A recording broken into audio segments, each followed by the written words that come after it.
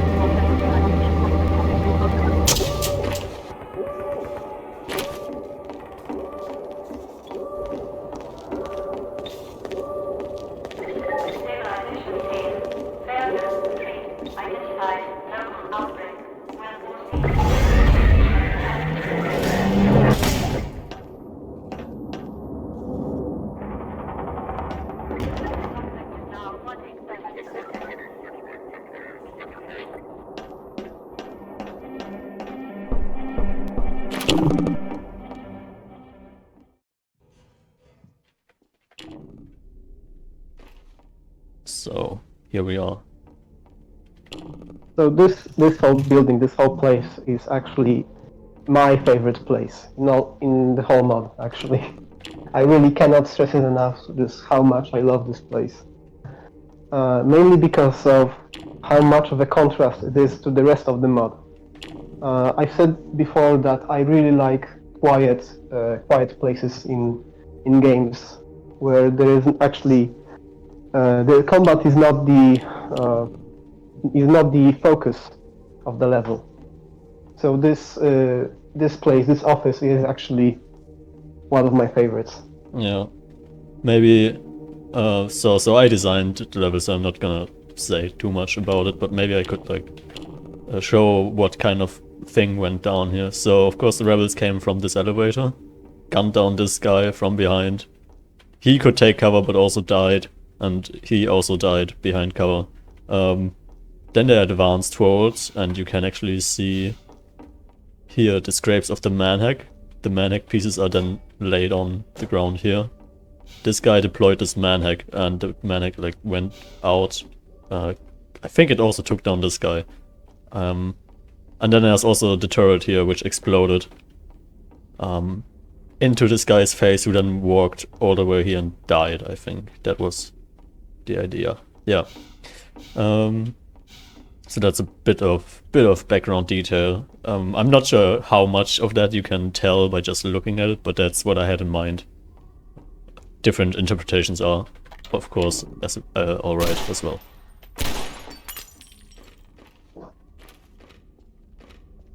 I think what many people miss on this floor is that you can actually see the rebels passing there. And these are the ones that Beck later takes out.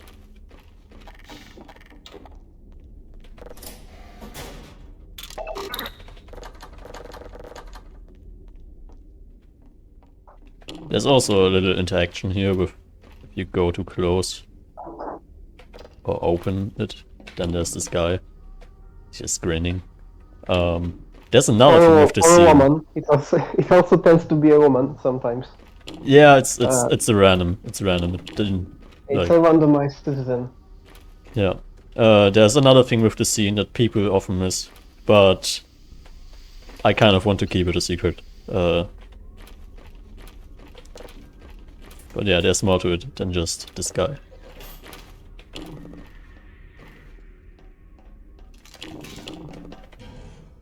I'm gonna show a neat little trick about this section. You can just shoot the button and skip the entire thing. Okay, I didn't know that. Okay, I didn't know that. It's like... I don't think anyone would come up to this idea. I mean, research and development did that a lot. You shooting buttons. Okay, and this is the back introduction. So, this scene. Nice job out there. You seem to be the most everyone's favorite character. Well, almost everyone's.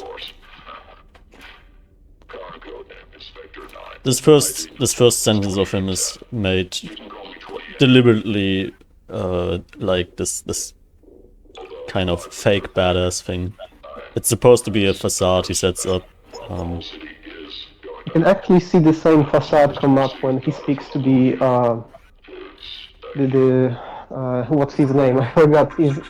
Distress doesn't cop. have a name. The distress cop. Yeah, he doesn't have a name in game, but in Hammer he's called Distress Cop. He's the one that asked for reinforcements at the start of chapter 2. And you actually meet him in chapter 3 when you save his dropship from the rebel APC. Yeah. And you actually can see that Beck starts to be really snappy and just give this facade of trying to be a badass leader. Exactly. I mean, there was a version of this briefing, and CW recorded that actually. Maybe we could put it on, where the dialogue was very different, and now that version of his character got, like, reworked a bunch. So Beck evolved over time. He was originally this badass, so I guess this superficial line from him, or not superficial, just this facade basically was part of that, was a callback to that part of his character. Hey, good work you did there. You seem to be the most competent unit in this sector. That is if you don't consider me, of course. Now, back to the topic. Listen up, everyone. Overwatch is taking care of a local outbreak in C-17. Our job now is to secure the outer areas. I would have called Airwatch, but our power has been out for a few hours now. I guess someone will have to go activate it again. You three should do good. I just wanted to say that at first Upcrop, the Victor wasn't supposed to talk at all in this mod. As in, he wasn't actually supposed to answer or give any lines. And he didn't even have a name back then. He was just called Upcop because Uprising Cop. Yeah. That was before we even decided to give him a name. So he really was just like a blank slate. But yeah, maybe we could get maybe we could get CW to talk a bit about voicing Beck and what it was like, because we have him on stage right now. Yeah, so it would have been, I think when I recorded like his first lines, it was like 2020 or something. It was a few years ago.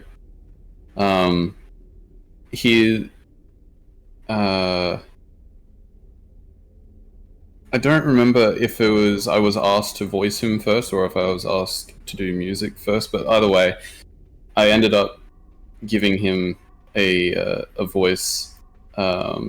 So he's using a vocoder effect that I had made initially made for RTBR, but it ended up becoming a vocoder effect that I could just use on like any Metrocop character. So usually with that vocoder, I've got to put on like a very like Solid Snake or Master Chief-esque voice, which is generally very croaky sounding. and that gives him a unique and a unique sound that is not just noise when he speaks, but it is actually understandable for the most part. Hang on, we do have those lines still where it's like unvocoded, right? You sent them at one point. Yeah.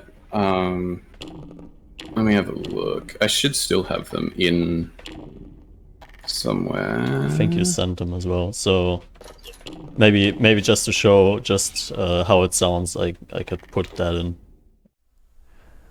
Good to finally meet someone. You might want to give me a med kit, or this journey will end right here. Oh, thanks. Oh, you won. Did your dropship crash as well? Good to finally meet someone. You might want to give me a med kit, or this journey will end right here. Oh, thanks. Everyone. Did your dropship crash as well? Yeah. His vocoder effect used to be a lot less understandable. Oh yeah. It used to have like a phaser effect, but it ended up just mudding, like making the voice really muddy and just hard to understand. And I think it was even harder because I think at that point there weren't captions for him, so hearing them in game, you just didn't know what he was actually just saying. Yeah, I remember the first batch of lines was actually retaken. Yeah, like I recorded like a ton of lines, and then I was told like can't fucking understand what he's saying, so I ended up having to re-record them all again. But I think that was for the better because I ended up just doing a lot better, not only with the effect but just with the performance in general. Yeah, I think the first batch of lines was like a very different performance. The first, like, if you compare the two versions, the first batch is a very kind of grumpy guy. It wasn't super emotive. I would say like there's definitely more emotive tones in his voice now in the like release performance. But I definitely think back then he was a lot more super serious, sort of, in his voice anyway. You better scat ahead. I'll stay here. You better scat ahead. I'll stay here. Yeah, definitely. I think that kind of reflected his character back then because he was supposed to be this super serious badass guy, but I mean, I don't know. We redesigned him a bit to make him more likable because, as it stood, he wasn't really. I think at one point, like a playtester said that Peck was really a really disgusting person, and that made us think and rethink his character a bit. Yeah. And so I think we changed him for the better in the end. Yeah. And yeah, okay. I think the briefing line, which was like the previous take of that line, I think the only fun he sounded like that he had was like jokingly saying, "Well, if you don't consider me, of course," and then doing a little chuckle. But that was pretty much the extent of his like humor, quote unquote. And I think he has a bit more of that now, which just makes him a bit better to be around. Definitely. And I think I will still have to check my notes on that, but I think some of these old personality traits actually carried over to Bloody later on. Yeah. So I don't recall Bloody even being a character at that point when Beck was when I was voicing Beck. I don't think he was actually. Like there was always this idea for a Bloody guy, but he didn't really have a personality or anything. But we'll hopefully get to that when we get to chapter 4. so then we can talk Yeah. a bit more in depth about it, and hopefully with the voice actor spoops as well. So yeah. Okay, I'm gonna continue now. Thanks. While you're here, Alright. you might be So interested the in music you the hear now is like I made that. It's a kind of remix of Hazardous Environments, and this is the first time I used the trick I then also use in other soundtracks. Basically to stop to slow down the music by 33%, and it just makes the synth sound way more ominous. Like Getting Revenge also uses that. If you look at its original file, it's just really goofy. We should hurry up. We can't start the mission from here. We'll be overrun before we can even take off. Alright, we're going to split up into 3 groups. Each group will head to the designated landing zone. Contact me once you're there, and I'll call in dropships. I'll provide further instructions once we've arrived. I'm putting you into group 2. The rest of them are waiting across this bridge. Get to the meetup point. Take a few units with you once you're there, and enter the dropship. Shouldn't be too hard. Oh yeah, and now this monitor shows the data packet you were carrying. And it kind of spoils the entirety of chapter 3 and 3A, so... Like that's the lever, that's the train, that's the APC, that's the chimney. And those are the ammo crates.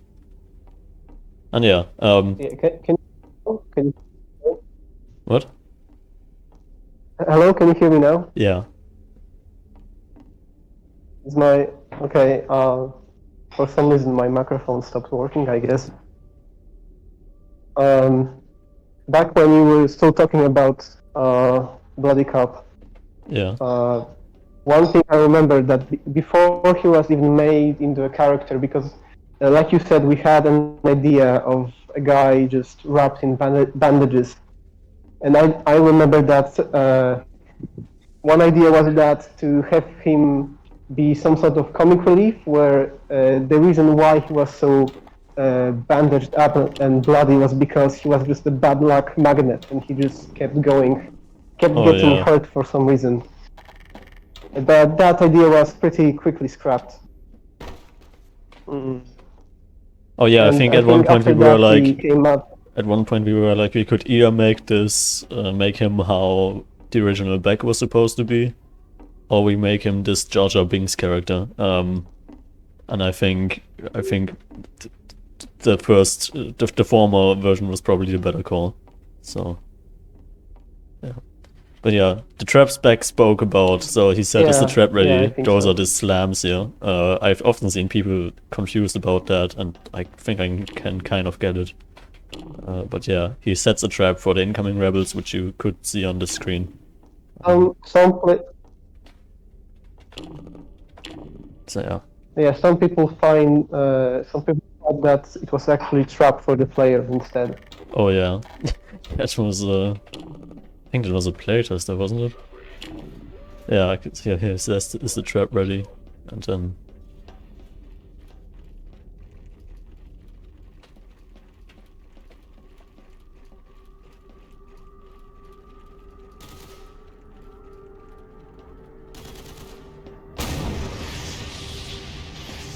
I'm still pretty happy with this 3D skybox here. You don't see a lot, but what you see is pretty detailed, I would say. I heard some playtesters compare it to Left 4 Dead rooftops. Oh, okay. Sentencing is now discretionary. Code amputated 0. And yeah, this level transition room was always there. So this was taken from the old office.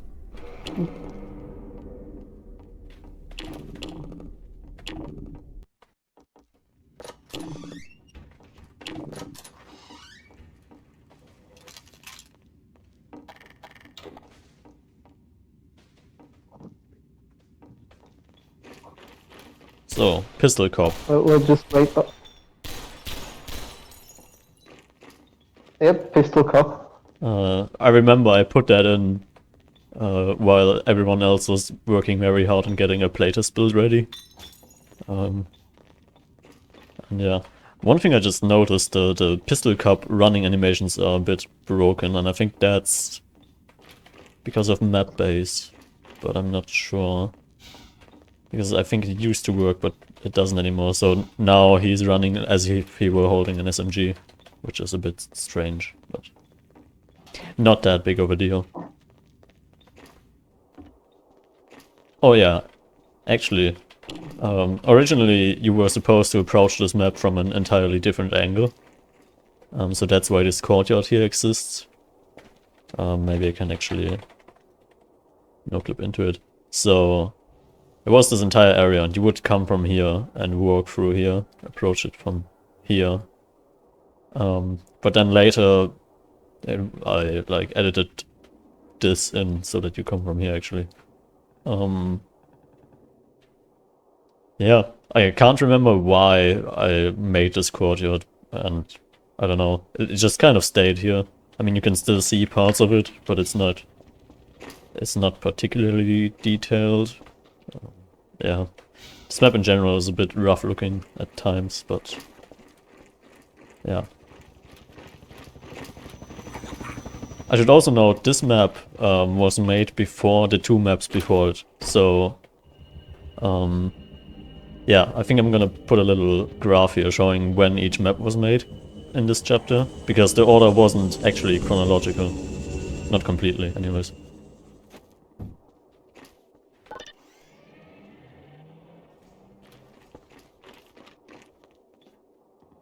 We used to make maps chronologically, but later on we started to mix them up. Yeah, so chapter 4 was started pretty early as well, but it never really got anywhere, and then yeah.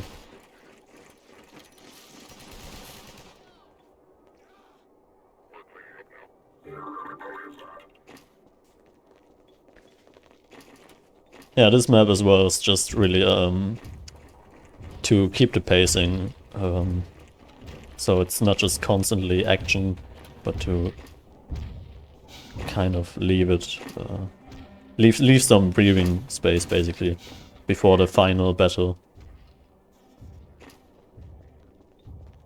I'm not sure if this is still in the release build, but you can actually see him rappel from down there, from the bridge.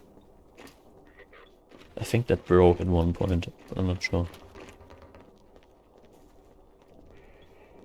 Oh yeah, he now goes way to the right. So I don't think you can see it anymore. That's a shame. You were able to see it, but yeah. Yeah, there's also this little button here. You're not at the landing zone yet. Why did you contact me? Don't forget the objective. Head to the landing zone, take the dropship, get to the canals. We take their base and win this war.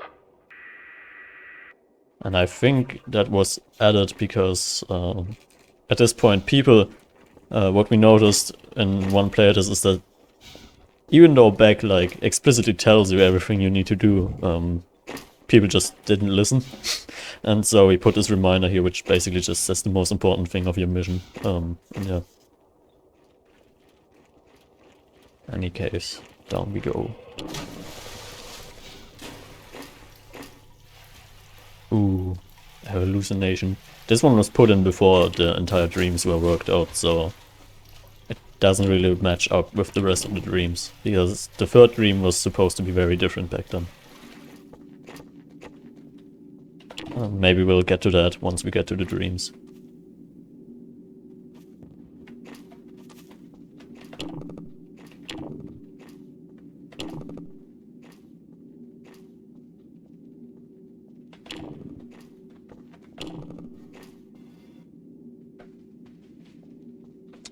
Oh yeah, this board as well, basically explaining, looking back at it, it's kind of awkward, but yeah, this board originally used to be in 0202, so the map before the office, but then we reworked the order of events so that the soldiers only got deployed after the citadel opened up, the sequence you just saw earlier. And so we had to move this board back here, and yeah. That's that. Also, this cop actually follows you until here, but he doesn't jump down until you go up here. I mean, it's not really this cop. It's a prop dynamic. The NPC itself is just standing somewhere. I don't know where, but yeah. Same for these guys. They obviously don't walk around this obstacle. They just teleport in.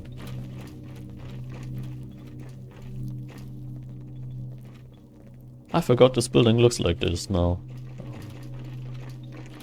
But yeah. It used to be just one texture. Yeah. I In mean, general. even then, most people didn't pay attention to it because, well, it was supposed to be like this destroyed building. Yeah. But I mean, I guess it's just kind of interesting how much about the, like, art passing I forgot, so... This battery puzzle as well was always pretty... So, at one point, one battery was up there, and you had either get it by, like, doing this parkour or by just shooting it down. But it was pretty hard to find and just in general kind of bullshit, so...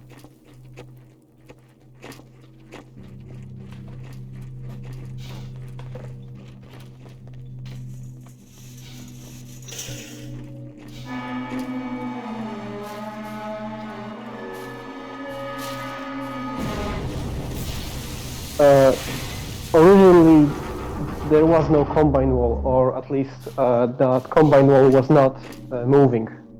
And later on, when we did make it move, when you cross the street, the NPCs didn't react to it at all.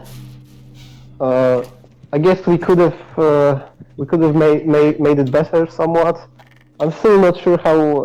I'm still not entirely proud of how it looks and how it plays. Oh yeah, it's a bit I wish I awkward. could have made them.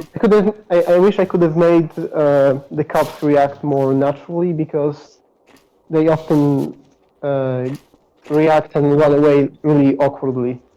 Yeah, I mean, they just take cover here, but... I mean, why? It's just a wall. But, yeah. Yeah, that also confused a lot of people. Well, yeah, this is the second time this little jump on people feature gets used. I kind of skimmed over the first one last time. Not skimmed, I skipped. But yeah, that's just kind of... I'm not sure where I got that idea from. Maybe it was like CSGO or something. It was, yeah, you wrote it in an article. We were actually so proud of this feature of jumping on NPCs that we actually got it on an article. I mean, I think we also showed just put it it there before because we- we didn't have anything else to show, but yeah. I mean, I remember that we were actually really hyped about this, and Oh, we yeah. just used it only 3 times. No, So- 4 times actually. 4 times. Oh, 4 times, okay. I mean, Beck does it in chapter 3a, and then Bloody also does it in chapter 4 again. So I think he does, anyways. Yeah. Also, yeah. Once Oh yeah, more. he does. Yeah, he does. Once more, a really weird level transition where the door closes behind you. For one, your cop allies every time. So every time you level transition, the NPCs that are with you, they never transition with you, except for the traitor lead in the last map. But in any other case, even back in Bloody, they don't transition with you. They're always around the corner, which is a bit awkward, but that's just how it is. Basically, this is because we wanted to make sure that the NPCs actually transition with you, so that they're not stuck somewhere. We could have used AI nodes for that. There's a certain node type for that thing, but we didn't, because I don't think we knew it existed. But also, in this case, the door closes behind you, because otherwise we would have had to make the level transition a bit differently, because this map was made before the other one. So this map was made really early into development. I think it was the second one to get done, so yeah. The second one of chapter 2, I mean. Local protection team units report restricted lock. there's Pistol Cop added again.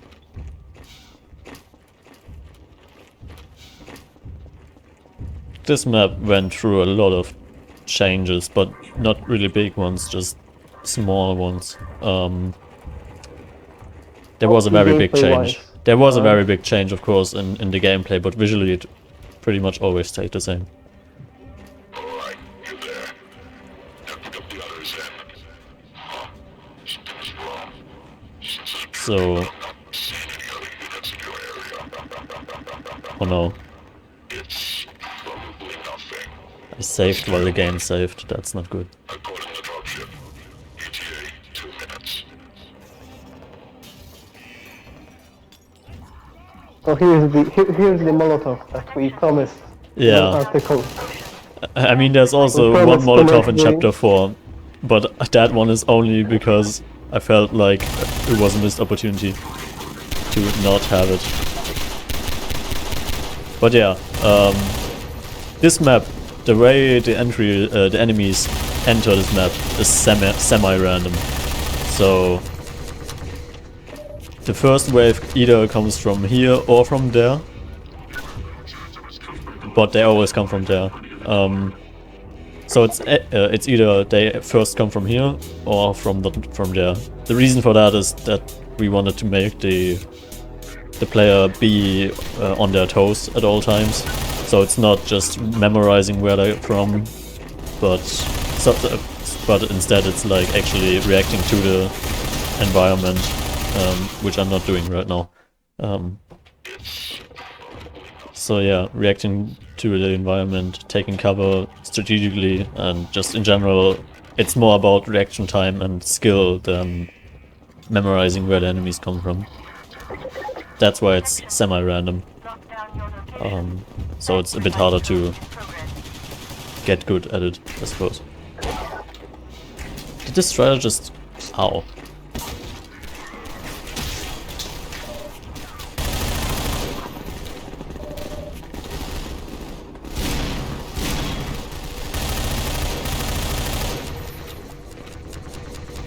So yeah, as you can see, this time this gate opened first, and then the other one is going to open there. Yeah. The entire battle was awesome. Yeah? Oh yeah, and this pickup point is actually another office. It's a third oh yeah, combined office. It's the third combine office. It's also, it would have been the third that looks like this as well. But I'm actually lost the cop. I'm actually playing pretty badly right now. But yeah, that leaves more room to talk about the gameplay decisions here, because at one point enemies would come from here as well. And then a playtester, I think it was Clatronics, complained about this level being poorly designed because you had 6 or 7 different entry points for enemies, and that was pretty bad actually. There even was one coming from up there, so you can imagine how unfair it was to the enemy, to the player. Because you just had enemies coming in from every possible angle, basically. So yeah, this place used to be much harder, if you can even believe that. Yeah, I still think it's a pretty big spike in difficulty. I mean, of course, the level before was completely without any combat, so of course there's gonna be a spike, but still, even in comparison to the previous battles, this one is probably the most demanding. And I think only the warehouse fight comes close to in terms of difficulty. But maybe that's a misjudgment, I don't know. Why am I dying all the time? I think that the mall, the whole mall section comes close. Maybe even. Oh, I mean, I completely forgot about the undrugged route. That one is pretty difficult. So the fight against the hunter and everything, but I mean, I don't know. I don't think the mall is difficult. It's only difficult because the visibility is a bit poor at times. Sometimes you don't see the enemies. That's the main factor. Yeah, but I don't. I mean that. I don't think that's fairly difficult. I think this battle, I think, is fair, but it's hard to judge from my perspective. To me, it feels fair, but I'm not sure how it is for other players. I remember that I had a lot of problems with beating the mall section, even on a drugged path, mainly because how accurate the rebels were in that final section. Yeah. We really had to make every citizen there have poor aim, otherwise there were just so many and it was just so hard to fight everyone. I mean, there was also a point where, when we were trying to fix the AR2, it also made so the AR2 is super accurate, but that wasn't always the case. And originally we changed the accuracy for NPCs and the player, and so that fight was completely unfair because the NPCs just hit every shot, and with every shot they dealt like 10 damage or whatever. So yeah, completely unnecessary destruction by the Strutter. He always does it, even though no one's standing on it. But yeah. I mean, if he leaves the rebels there alive for long enough, then Yeah. then I guess. But it it's does just help there you. to look Useful. cool. I wonder... Okay. So... the suppressor's on now. Oh, that's a combine soldier. And now the chopper shoots down the suppressor. I think that's a sequence many players often miss because it always happens so late. But yeah. Wow, I made... both cops are still alive. Yeah. So, we're approaching the second dream, and maybe now would be a good time to talk about the dreams in general. Or maybe that would be best kept for the third dream, I'm not sure.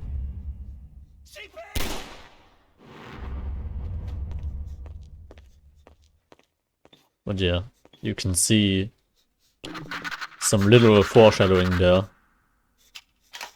because you can see a shadow of someone else in the room.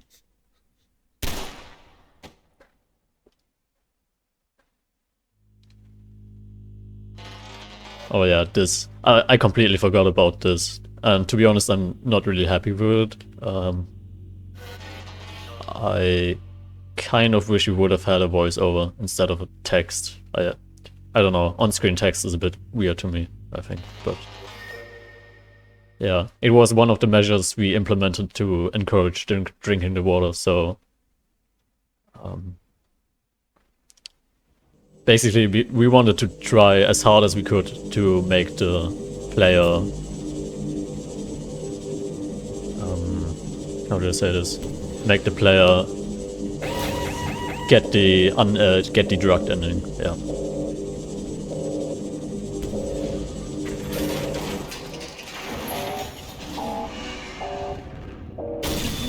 So the funny thing is about those images that try to encourage you to drink the water.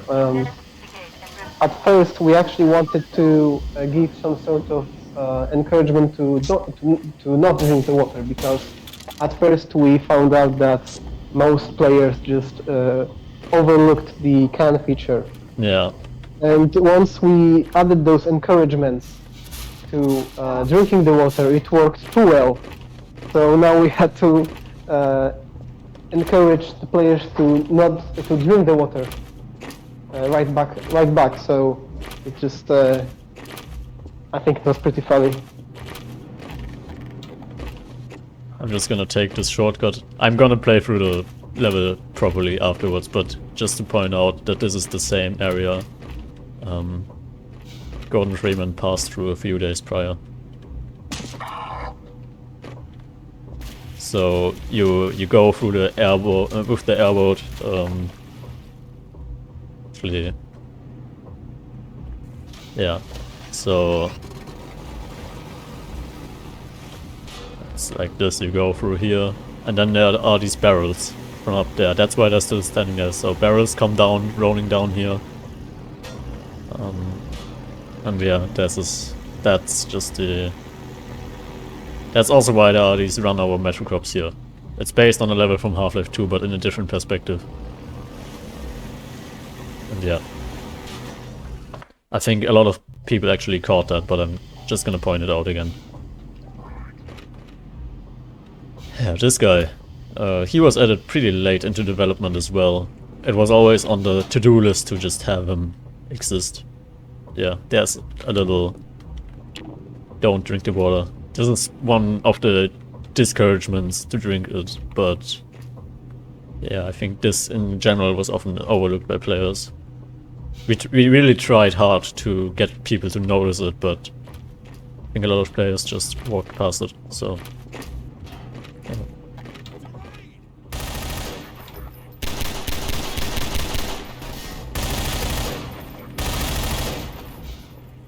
I mean, thinking back to chapter 3, I can't really remember why it happened. Like, I guess I just wanted to work on an industrial setting. But... I don't know. So did you just say take him down? Wasn't that a... Didn't I just kill a woman? Whatever.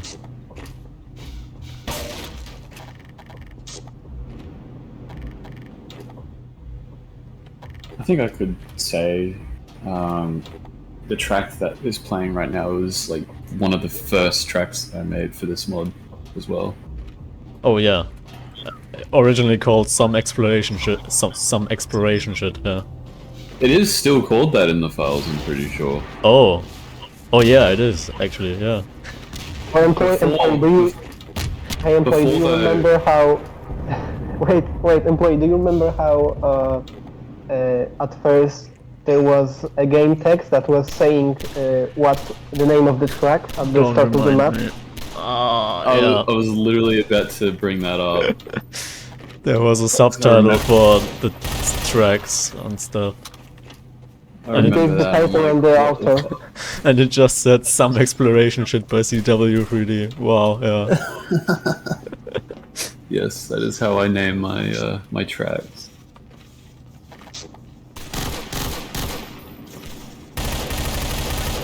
But yeah, it was one of the first ones, and it's fairly basic, to be honest. Yeah, but I think it perfectly suits the mood here. Yeah. It's just when you listen to it by itself, it's like it's pretty basic. I feel like I could have maybe done a bit more with it, but this was like ages ago. This puzzle was very different, I remember. There was a chair here or something, and hitting it with the stun stick would hurt you, and I don't know, it was very weird, but... It used to be a metal chair. A metal Which chair, you did- exactly, and you could open it with the metal chair without getting hurt, but you would get hurt by hitting it with the stun stick, which doesn't make sense, because the stun stick is a poor source of electricity, but... yeah. Oh, and also we forgot to turn the shadows off for those metal grates that are on the floor. Oh, yeah. I just noticed. Terrible. Delete the mod, delete the mod. It's time to start over. But yeah, this guy... People have been complaining about him dying. But yeah. I mean, He had to, I'm sorry. entertaining. Yeah, he had to. Like, we were, for some time we were entertaining an idea of bringing him further into the level, but we never really got to it. I mean, it would have been impossible with the level transition here, and the level afterwards just would have played very differently with him. So... yeah. Yeah, I'm sorry, Sweet Prince. I'm sorry, Jimbo.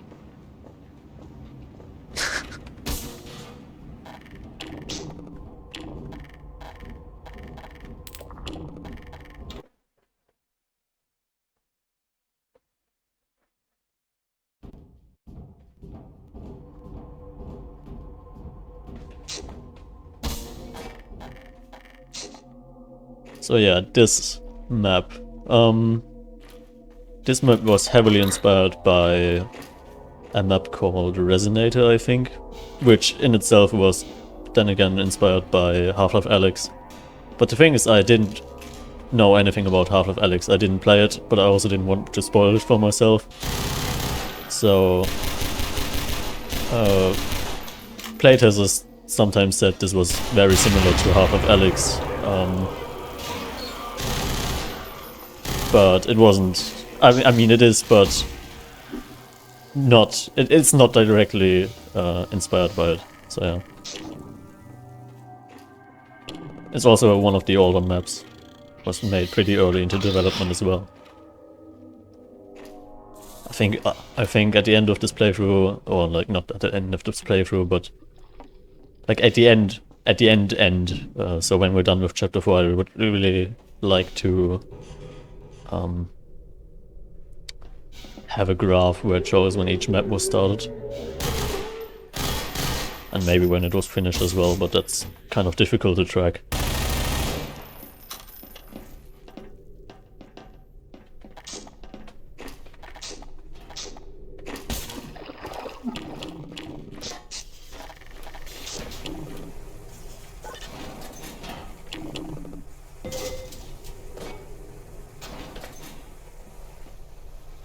Yeah, here's a cool thing, you can actually throw down this valve.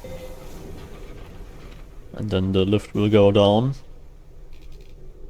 And I think we showed this off, like the first time, at one point we streamed the entire build of Uprising to the East Discord, so I think that was one of the things we showed, but people forgot about it pretty quickly, I think. But yeah, the valve brings it back up. And you can also be in the elevator yourself.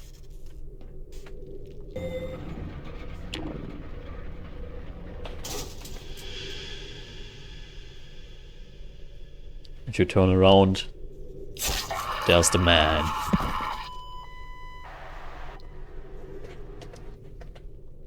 Okay, I'm back. Sorry, I just had to leave. I know I just had, once again, I just had some problems with my internet. Oh yeah. Yeah, I just showed the man, the first encounter with the man you can have. Yeah, I haven't seen any streamer find out about it yet. Which is a shame. I mean, people have seen. Oh yeah, this is a little bit of a stealth section, but it was way harder. I think you needed to actually sneak past it. Now you just. I mean, as long as you don't shoot a gun, you're fine, basically.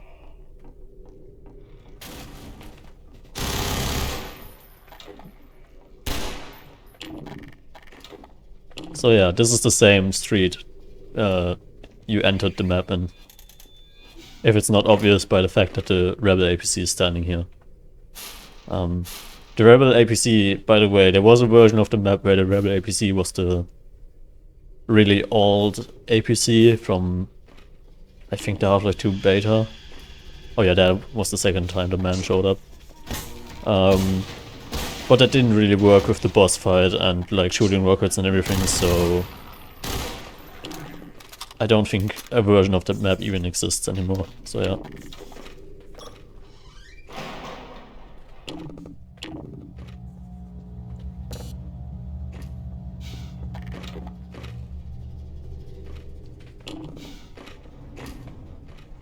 So here's a bit of a thing about the man. People often overlook this, but there's a story with him. And these little decals are supposed to tell about it a bit. Yeah. Also, this is an optional stealth section. You can just sneak past the zombies here, they won't wake up. But this time you actually have to sneak. Yeah.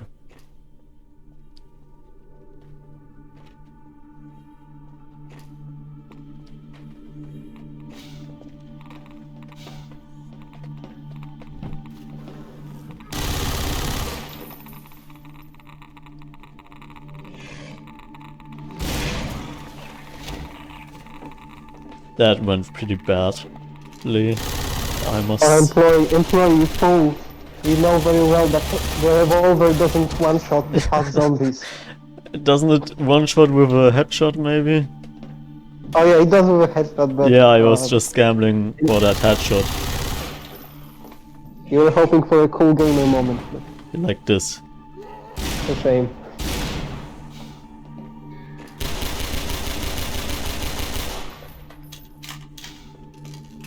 Yeah, this section is pretty difficult.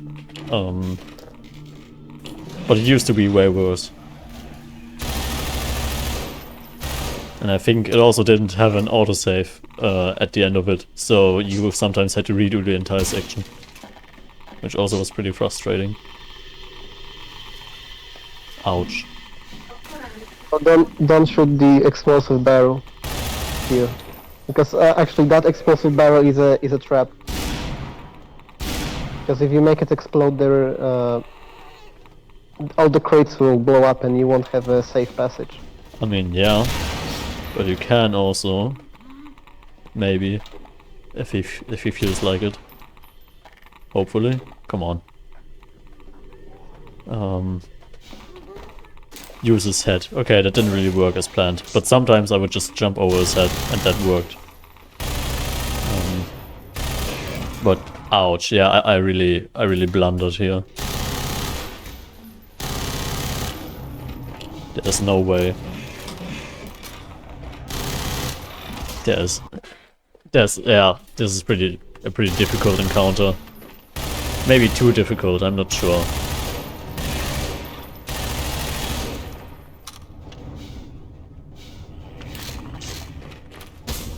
And I really miss the kick. I really miss having a kick. I don't think it's that hard. It just I mean the main problem is just that you don't have a lot of place. You don't have a lot of space to space around those zombies. The best strategy is just to, like you did before, just to stand near the wall, near the gate, and just jump away from those fast zombies once they pounce. Oh, also I didn't point out the second man encounter, which you can see on the flare there. I missed that, sadly. Oh wait, yeah. there is a flare now? I remember that we were discussing how we should remove that flare. Because, oh, no, I think it's still there, yeah. Oh, okay. From what I remember that, yeah, okay, that's... I see. Okay. Yeah, so here's the APC. And actually there was like a sound for it where it would explain why it's parking here, basically because there's a little rebel outpost here where they are upgrading the APC. So until now it could only shoot rockets, but then it will also be, in the next level, it will also be able to use the regular gun. And I think that's why it's parking here, that's what the original intent was. But it's not really explained very well. I always thought that they were just refueling it. Yeah, I guess that also works. They're just doing whatever. They're just standing here. Hiding, maybe. Whatever. This map. Past this map, chapter 3 really starts. And so I think this would be a good cutoff point. So let's end the recording here, and we'll see you all in the next one. Thank you for watching.